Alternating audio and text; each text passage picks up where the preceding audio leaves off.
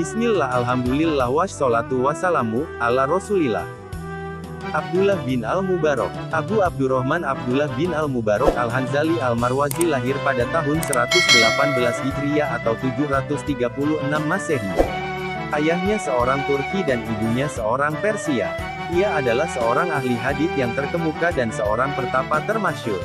Abdullah bin Mubarak telah belajar di bawah bimbingan beberapa orang guru, baik yang berada di Merv maupun di tempat-tempat lainnya, dan ia sangat ahli di dalam berbagai cabang ilmu pengetahuan, antara lain di dalam gramatika dan kesusastraan. Ia adalah seorang saudagar kaya yang banyak memberi bantuan kepada orang-orang miskin. Ia meninggal dunia di kota Hit yang terletak di tepi sungai Efrat pada tahun 181 Hijriah atau 797 Masehi.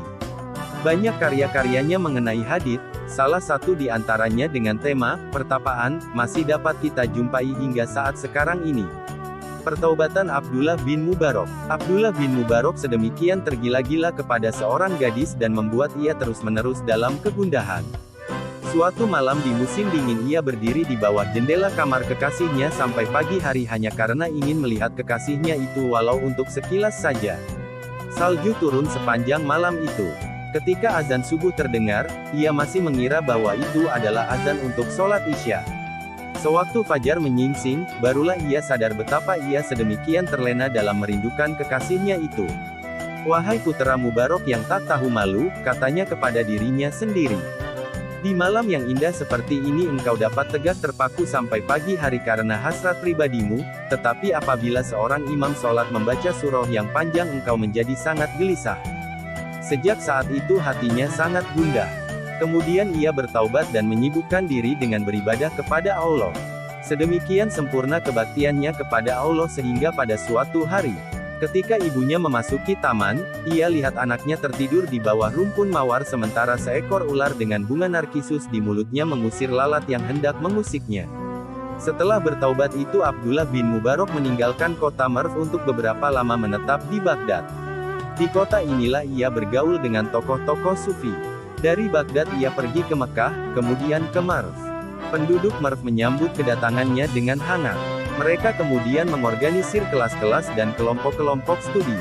Pada masa itu sebagian penduduk beraliran sunnah sedang sebagiannya lagi beraliran fikih. Itulah sebabnya mengapa Abdullah disebut sebagai tokoh yang dapat diterima oleh kedua aliran itu.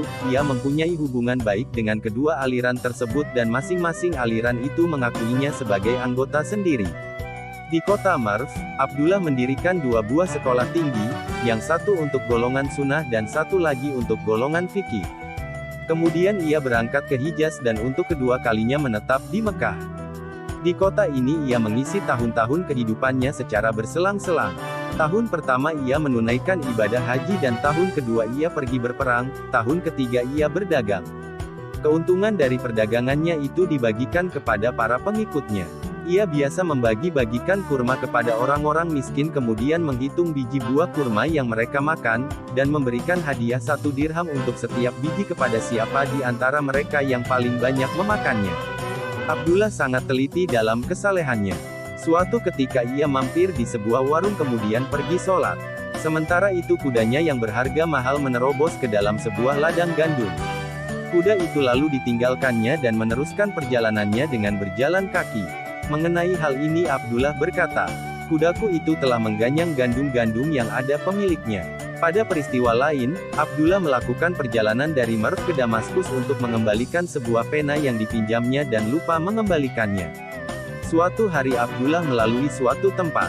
Orang-orang mengatakan kepada seorang buta yang ada di situ bahwa Abdullah sedang melewati tempat itu. "Mintalah kepadanya segala sesuatu yang engkau butuhkan." "Abdullah berhentilah," orang buta itu berseru. Abdullah lalu berhenti. "Doakanlah kepada Allah untuk mengembalikan penglihatanku ini," ia memohon kepada Abdullah. Abdullah menundukkan kepala lalu berdoa. Seketika itu juga orang buta itu dapat melihat kembali. Abdullah bin Mubarak dan Ali bin Al-Muwafaq. Di masa Abdullah tinggal di kota Mekah, setelah ia selesai menyempurnakan ibadah haji, ia tertidur. Di dalam tidurnya itu ia melihat 2 malaikat turun dari langit. Seorang di antara keduanya bertanya, "Berapa orangkah yang telah datang pada tahun ini?" 600.000 orang, jawab temannya. Berapa orang di antara semuanya yang diterima ibadah hajinya? Tidak seorang pun. Setelah mendengar kata-kata itu, Abdullah berkisah, tubuhku gemetar. Aku berseru, apa? Mereka telah datang dari pelosok-pelosok yang jauh dan dari setiap lembah yang dalam dengan susah payah mereka melintasi padang pasir yang luas, tetapi semuanya itu sia-sia. Salah seorang di antara malaikat itu menjawab, ada. Seorang tukang sepatu di kota Damaskus yang bernama Ali bin Muwafaq, ia tidak datang kemari tetapi ibadah hajinya telah diterima dan segala dosanya telah diampuni Allah. Setelah mendengar hal ini, Abdullah meneruskan, aku terjaga dan berkata, aku harus pergi ke Damaskus untuk menemui Ali bin Muwafaq. Maka berangkatlah aku ke kota Damaskus dan mencari tempat tinggalnya. Sesampainya di kota Damaskus aku segera menyeru-nyerukan nama Ali bin Muwafaq lalu seseorang menyahut. Siapakah namamu? Tanyaku. Ali bin Muwafaq, jawabnya. Aku ingin berbicara denganmu, kataku. Berbicaralah, jawabnya. Apakah pekerjaanmu? Membuat sepatu. Kemudian kukisahkan kepadanya perihal mimpiku itu. Setelah itu, Ali bin Muwafaq bertanya kepadaku, siapakah namamu? Abdullah bin Mubarak, jawabku, ia menjerit lalu jatuh pingsan. Ketika ia siuman kembali aku mendesaknya, ceritakanlah perihal dirimu sendiri kepadaku. Maka berceritalah ia padaku, telah 30 tahun lamanya aku bercita-cita hendak menunaikan ibadah haji. Dari pekerjaan membuat sepatu ini aku telah berhasil menabung uang sebanyak 350 dirham. Aku telah bertekad akan pergi ke Mekah pada tahun ini juga. Ketika itu istriku sedang mengidam dan terciumlah olehnya bau makanan dari rumah sebelah. Mintakanlah untukku makanan itu sedikit, istriku memohon kepadaku. Aku pun lalu mengetuk pintu si tetangga dan menerangkan hal yang sebenarnya. Tetapi si tetangga itu tiba-tiba menangis kemudian berkata, 3 hari lamanya anak-anakku tidak makan. Tadi siang kulihat ada seekor keledai yang tergeletak mati, maka aku pun menyayat dagingnya sekerat lalu memasaknya. Makanan ini tidak halal untukmu. Aku sangat sedih mendengar perihalnya itu. Maka kuambillah tabunganku yang berjumlah 350 dirham dan kuserahkan semuanya kepadanya. Gunakanlah uang ini untuk anak-anakmu, pesanku. Inilah ibadah hajiku. Malaikat-malaikat itu telah berbicara dengan sebenarnya di dalam mimpiku, Abdullah menyatakan, dan penguasa ke surga benar-benar adil di dalam pertimbangannya. Abdullah bin Mubarak dan hambanya. Abdullah mempunyai seorang hamba. Seseorang memberitahu Abdullah, hambamu itu setiap hari membongkar kuburan dan memberikan hasilnya kepadamu. Pengaduan ini sangat menggelisahkan Abdullah. Suatu malam dibuntutinyalah hambanya itu. Si hamba pergi ke sebuah pekuburan lalu membuka sebuah kuburan. Ternyata di dalamnya ada tempat untuk sholat. Abdullah yang menyaksikan semua ini dari kejauhan. Merangkak menghampiri. Terlihatlah olehnya si hamba yang mengenakan pakaian dari karung dan tali pengikat leher. Kemudian si hamba mencium tanah sambil meratap. Menyaksikan kejadian ini, Abdullah menangis dan dengan diam-diam meninggalkan tempat itu dan duduk di suatu pojok yang terpisah jauh dari situ. Hambanya tetap berada di dalam kuburan itu dan ketika tajar tiba barulah ia keluar, menutup kuburan itu kembali lalu pergi ke masjid untuk melakukan sholat subuh. Setelah selesai sholat, si hamba berseru dalam doanya, Tuhanku, hari telah siang pula. Tuanku di atas dunia ini akan meminta uang dariku. Engkau adalah sumber kekayaan bagi orang-orang miskin. Berikanlah uang kepadaku dari sumber yang hanya engkaulah yang tahu. Sesaat itu juga sebuah sinar membersit dari langit dan sekeping dirham perak jatuh ke tangan si hamba. Abdullah tidak dapat menahannya lagi. Ia pun bangkit, dirangkulnya kepala hambanya dipeluknya lalu diciumnya. Digantikan dengan 1000 jiwa barulah aku mau melepaskan seorang hamba yang seperti engkau ini. Sesungguhnya engkaulah yang menjadi majikan bukan aku.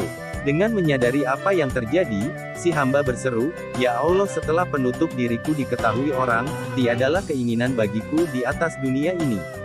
Demi kebesaran dan keagunganmu pintaku kepadamu, janganlah engkau biarkan aku tergelincir olehku sendiri. Oleh karena itu cabutlah nyawaku sekarang ini juga.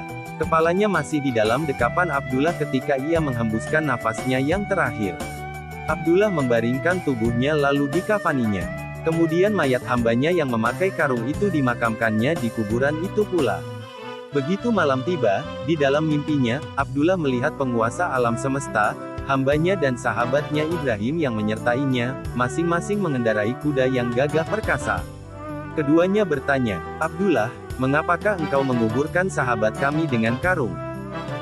Kisah ini dikutip dari kitab Tazkiratul Aulia, disusun oleh Syekh Fariduddin Al-Aktor. Gimana tanggapan Anda tentang kisah ini? Oh ya, jangan lupa subscribe dan ketuk loncengnya, agar bisa mengikuti kisah-kisah update terbaru. Mudah-mudahan dengan izin Allah bisa menghidupkan hati yang mati dan menumbuh suburkan semangat untuk ibadah. Amin ya Allah.